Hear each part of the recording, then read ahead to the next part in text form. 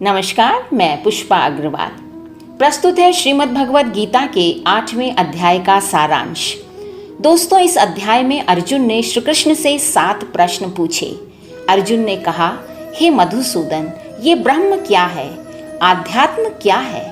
अधिदेव, अधिभूत और अधियज्ञ किसे कहते हैं?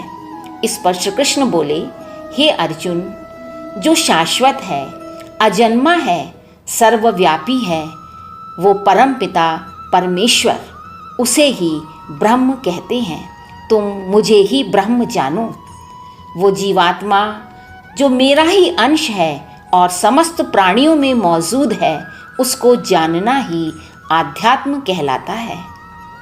मेरा वो विराट स्वरूप जिसमें सूर्य, चंद्रमा आदि सभी देवता मौजूद हैं, अधिदेव कहलाता है।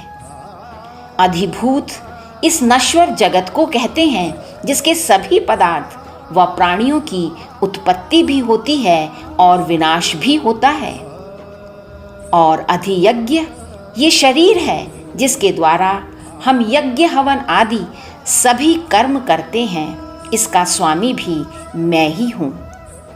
अब अर्जुन ने श्री कृष्ण से कहा, हे मधुसूदन, किस किस का मृत्यु के बाद पुनर्जन्म होता है और वे कौन कौन योगी जन हैं जो इस संसार के जन्म मरण के चक्र से छूट जाते हैं?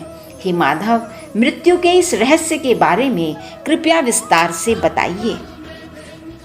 भगवान श्री कृष्ण बोले, हे कुंती पुत्र, मनुष्य अंत काल में जिसका स्मरण करते हुए अपने शरीर का त्याग करता है, वह उसको ही प्राप्त होता है। बड़े बड़े सन्यासी, योगी, मुनि निरंतर मेरा ही स्मरण करते हैं ताकि वे अंत समय में मुझे स्मरण करते हुए प्राणों का त्याग करें और मोक्ष को प्राप्त कर पाएं। जो योगी पुरुष अपनी सभी इंद्रियों को वश में करके मन को परमात्मा में लगाकर प्राण वायु को दोनों भौहों के बीच में रोककर ओम शब्द का उच्चारण करते हुए प्राणों का त्याग करता है, वह परम गति, परम धाम यानी मुझे प्राप्त करता है और फिर वो इस जन्म मृत्यु के चक्र से छूट जाता है। किंतु मेरी भक्ति करने वाला मेरा भक्त भी बड़े बड़े योगियों, तपस्वियों की भांति मुझे ही प्राप्त होता है अर्जुन। और हाँ, ब्रह्मा का एक दिन 1000 युगों वाला होता है और एक रात भी 1000 युगों वाली होती है। ब्रह्मा के एक दिन में मेरी अव्यक्त शक्ति से संपूर्ण विश्व की उत्पत्ति होती है और ब्रह्मा की एक रात में ये संपूर्ण विश्व पुनः मेरी अव्यक्त शक्ति में समा जाता है। इस प्रकार ये समस्त संसार मेरे अधीन ही है।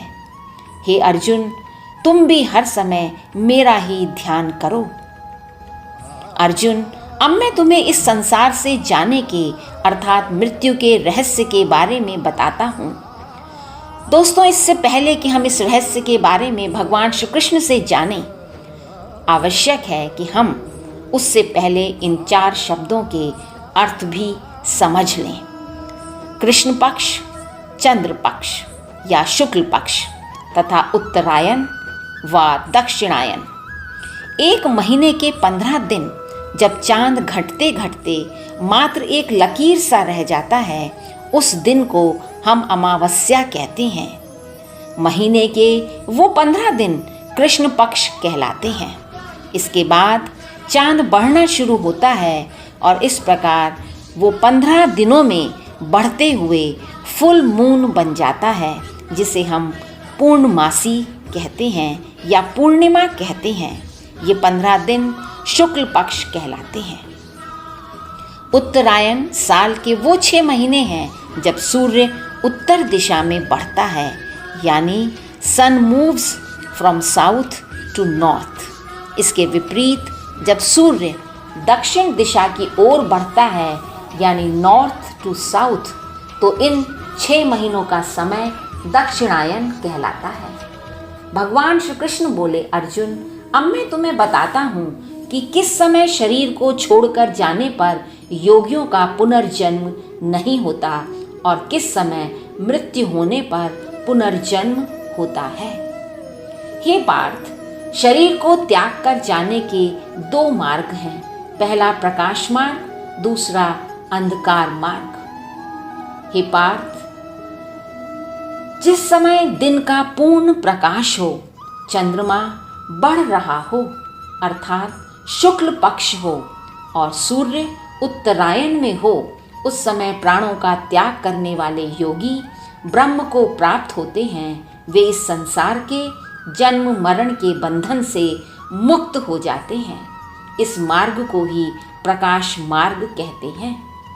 इसके विपरीत जब रात्रि का अंधकार हो, चंद्रमा कृष्ण पक्ष में घट रहा हो और सूर्य दक्षिणायन में हो, ऐसे समय में शरीर त्याग कर जाने वाले योगी कुछ काल स्वर्ग में अपने पुण्य कर्मों का सुख भोग कर पुनः धरती पर जन्म प्राप्त करते हैं। इस मार्ग को अंधकार मार्ग कहते हैं।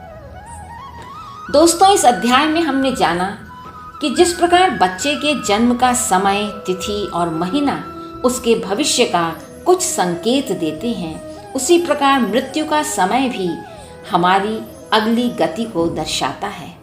इसीलिए पितामह भीष्म बाणों की शैया पर लेटे हुए प्राणों को त्यागने के लिए सही समय की प्रतीक्षा कर रहे थे। ये था श्रीमद् भगवद गीता के 8वें अध्याय का सारांश। नमस्कार।